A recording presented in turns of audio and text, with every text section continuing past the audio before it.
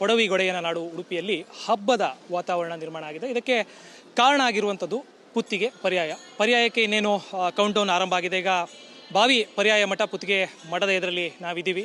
ನಾವು ಗಮನಿಸ್ಬೋದು ಮಠದಲ್ಲಿ ಈಗಾಗಲೇ ಹೂವಿನಿಂದ ಅಲಂಕಾರವನ್ನು ಮಾಡಿದ್ದಾರೆ. ಕೇವಲ ಪುತ್ತಿಗೆ ಮಠ ಮಾತ್ರ ಅಲ್ಲ, ಕೃಷ್ಣ ಮಠದ ದ್ವಾರಗಳಲ್ಲೂ ಕೂಡ ಇದೇ ರೀತಿಯಾದಂಥ ಹೂವಿನ ಅಲಂಕಾರವನ್ನು ಮಾಡಿದ್ದಾರೆ. ಇನ್ನೇನು ಮಧ್ಯಾಹ್ನದಿಂದ ಈಗ ಈ ರಥಬೀದಿಯಲ್ಲಿ ನಾವೇನು ನಿಂತಿದ್ದೀವಿ, ರಥಬೀದಿ ಅನ್ನುವಂಥದ್ದು ಜನಜಂಗುಳಿಯಿಂದ ಕೂಡತ್ತೆ. ಸಾವಿರಾರು ಮಂದಿ ಭಕ್ತರು ಈ ಒಂದು ಪರ್ಯಾಯ ಮಹೋತ್ಸವವನ್ನು ಕಣ್ತುಂಬಿಕೊಳ್ಳೋಕ್ಕೆ ಉಡುಪಿಗೆ ಆಗಮಿಸ್ತಾರೆ.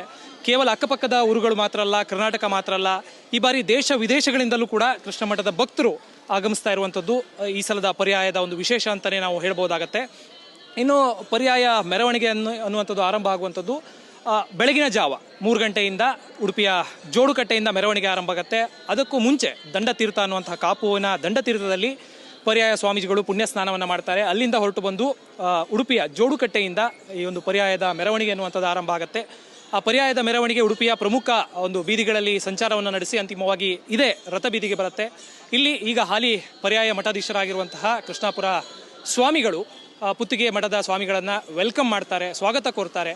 ಅಲ್ಲಿಂದ ದೇವಸ್ಥಾನದ ಒಳಕ್ಕೆ ತೆರಳುವಂತಹ ಪುತ್ತಿಗೆ ಸ್ವಾಮಿಗಳು ಕೃಷ್ಣನಿಗೆ ತಮ್ಮ ಪರ್ಯಾಯದ ಪ್ರಥಮ ಪೂಜೆಯನ್ನು ನೆರವೇರಿಸ್ತಾರೆ. ಸುಗುಣೇಂದ್ರ ತೀರ್ಥ ಸ್ವಾಮೀಜಿ. ಇದು ಅವರ 4ನೇ ಪರ್ಯಾಯ ಮಹೋತ್ಸವ ಆಗುತ್ತೆ. ಒಟ್ಟಿನಲ್ಲಿ ಉಡುಪಿಯಲ್ಲಿ ನಡೆಯುತ್ತಿರುವಂತಹ 252ನೇ ಪರ್ಯಾಯ ಮಹೋತ್ಸವ ಇದು.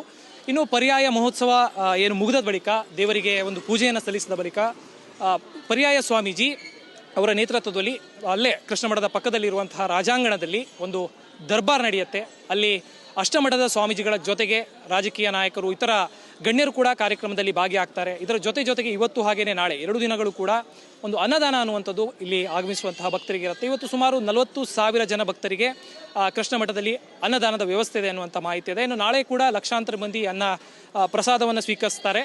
ಇವತ್ತಿನ ಮಧ್ಯಾಹ್ನದ ಊಟ ಕೃಷ್ಣಾಪುರ ಪರ್ಯಾಯದ ಕೊನೆಯ ಒಂದು ಅನ್ನದಾಸೋಹ ಆಗಿದ್ರೆ ಇವತ್ತು ರಾತ್ರಿಯಿಂದ ಪುತ್ತಿಗೆ ಮಠದವರು ಅನ್ನದಾಸೋಹದ ಜವಾಬ್ದಾರಿಯನ್ನು ತಗೋತಾರೆ. ವಿಶೇಷವಾಗಿ ಏನು ಶ್ರೀಗಳು ಕೃಷ್ಣ ಮಠಕ್ಕೆ ಎಂಟ್ರಿಯನ್ನು ಕೊಡ್ತಾರೆ ಪುತ್ತಿಗೆ ಮಠದ ಸ್ವಾಮಿಗಳು ಪರ್ಯಾಯ ಮಹೋತ್ಸವದಿಂದ ಬಂದಂಥವರು, ಆ ಸಂದರ್ಭದಲ್ಲಿ ಅಕ್ಷಯ ಪಾತ್ರೆಯನ್ನು ಅನ್ನಪಾತ್ರೆಯನ್ನು ಹಸ್ತಾಂತರಿಸುವಂತಹ ಕೆಲಸ ಕೂಡ ಆಗುತ್ತೆ. ಅಷ್ಟಮಠದ ಸ್ವಾಮೀಜಿಗಳು ಆ ಒಂದು ಪಾತ್ರೆಯನ್ನು ಈಗ ಯಾರು ಪರ್ಯಾಯದಲ್ಲಿ ಇರ್ತಾರೋ ಸ್ವಾಮೀಜಿಗಳು ಅವರಿಗೆ ಹಸ್ತಾಂತರ ಮಾಡುವಂತಹ ಕೆಲಸ ನಡೆಯುತ್ತೆ. ಇಲ್ಲಿ ನಾವು ಪರ್ಯಾಯ ಅಂದರೆ ಏನು, ಈ ರೀತಿಯಾಗಿ ಒಂದಿಷ್ಟು ಕ್ವಶನ್ಗಳು ಸಹಜವಾಗಿ ನಮ್ಮಲ್ಲಿರುತ್ತೆ. ಪರ್ಯಾಯ ಅಂತಂದರೆ ಇಲ್ಲಿ ಮಧ್ವಾಚಾರ್ಯರ ಪರಂಪರೆಯಿಂದ ಬಂದಿರುವಂತಹ ಒಂದು ಪದ್ಧತಿ ಇದು. ಪ್ರತಿ 2 ವರ್ಷಕ್ಕೊಮ್ಮೆ ಒಂದು ಮಠ ಆಡಳಿತವನ್ನು ನಡೆಸುತ್ತೆ. ಉಡುಪಿಯಲ್ಲಿ 8 ಮಠಗಳಿದ್ದಾವೆ, 8 ಮಠಗಳಿದ್ದಾವೆ. ಪ್ರತಿ 2 ವರ್ಷ ಒಂದು ಮಠಕ್ಕೆ ಅಧಿಕಾರ ಅನ್ನುವಂಥದ್ದು ಸಿಗತ್ತೆ. ಅಧಿಕಾರ ಅಂತಂದರೆ ಕೃಷ್ಣನ ಪೂಜೆಯನ್ನು ನೆರವೇರಿಸುವಂತಹ ಒಂದು ಸೌಭಾಗ್ಯ ಆ 2 ವರ್ಷಗಳ ಕಾಲ ಪ್ರತಿಯೊಂದು ಮಠದ ಸ್ವಾಮೀಜಿಗಳಿಗೆ ಸಿಗತ್ತೆ. ಆ 2 ವರ್ಷಗಳ ಅವಧಿ ಮುಗಿದ ಬಳಿಕ ಪ್ರತಿ ವರ್ಷ 17ನೇ ತಾರೀಕಿನ ಮಧ್ಯರಾತ್ರಿ ಅಂದರೆ 18ನೇ ತಾರೀಕಿನ ಬೆಳಗಿನ ಜಾವ ಈ ಪರ್ಯಾಯ ಮಹೋತ್ಸವ ಅನ್ನುವಂಥದ್ದು ನಡೆಯುತ್ತೆ. ಪ್ರತಿ 2 ವರ್ಷಕ್ಕೊಮ್ಮೆ ಈ ಒಂದು ಮಠದ ಅಧಿಕಾರ ಅನ್ನುವಂಥದ್ದು ಬದಲಾಗತ್ತೆ. ಆ ಪ್ರಕಾರ ಈಗ ಕೃಷ್ಣಾಪುರ ಪರ್ಯಾಯ ಅಂತಿಮ ಆಗಿ ಈಗ ಪುತ್ತಿಗೆ ಮಠದ ಪರ್ಯಾಯ ಅನ್ನುವಂಥದ್ದು ಆರಂಭ ಆಗ್ತಾ ಇದೆ. ಇನ್ನು ಮಧ್ಯಾಹ್ನದ ನಂತರ ಸಾಕಷ್ಟು ಭಕ್ತರು ಕೂಡ ಆಗಮಿಸ್ತಾರೆ. ರಾತ್ರಿಡೀ ಮೆರವಣಿಗೆಗಳು ನಡೆಯುತ್ತೆ. ನಗರದ ಪ್ರಮುಖ ಬೀದಿಗಳಲ್ಲಿ ಆರ್ಕೆಸ್ಟ್ರಾಗಳಿರ್ಬೋದು, ಸಾಂಸ್ಕೃತಿಕ ಕಾರ್ಯಕ್ರಮಗಳಿರ್ಬೋದು, ಈ ರೀತಿಯಾಗಿ ಹಲವು ಕಾರ್ಯಕ್ರಮಗಳನ್ನು ಕೂಡ ಆಯೋಜನೆ ಮಾಡ್ತಾರೆ. ಒಟ್ಟಿನಲ್ಲಿ ಕರಾವಳಿ ಭಾಗದ ಒಂದು ರೀತಿ ಏನು ನಾವು ಮೈಸೂರಲ್ಲಿ ದಸರಾವನ್ನು ನೋಡ್ತೀವಿ, ಅಲ್ಲಿ ಯಾವ ರೀತಿಯಾಗಿ ಸೆಲೆಬ್ರೇಷನ್ ಇರುತ್ತೋ ಅದೇ ರೀತಿ ಕರಾವಳಿ ಭಾಗದಲ್ಲಿ ಸೆಲೆಬ್ರೇಷನ್ ಅಂತಂದರೆ ಅದು ಉಡುಪಿ ಮಠದ ಪರ್ಯಾಯ ಅಂತ ಹೇಳ್ಬೋದು. ಕ್ಯಾಮ್ರಾ ಪರ್ಸನ್ ದೀಪ್ತಿ ಜೊತೆ ಪ್ರಸನ್ನ, ಕರ್ನಾಟಕ ತಕ್, ಉಡುಪಿ. ಬೆಂಗಳೂರಿನಿಂದ ಮಂಗಳೂರುವರೆಗೆ, ಬೀದರ್ನಿಂದ ಚಾಮರಾಜನಗರದವರೆಗೆ ನಿಮ್ಮ ಸುದ್ದಿ ನಿಮ್ಮದೇ ಭಾಷೆಯಲ್ಲಿ ಕರ್ನಾಟಕ ತಕ್.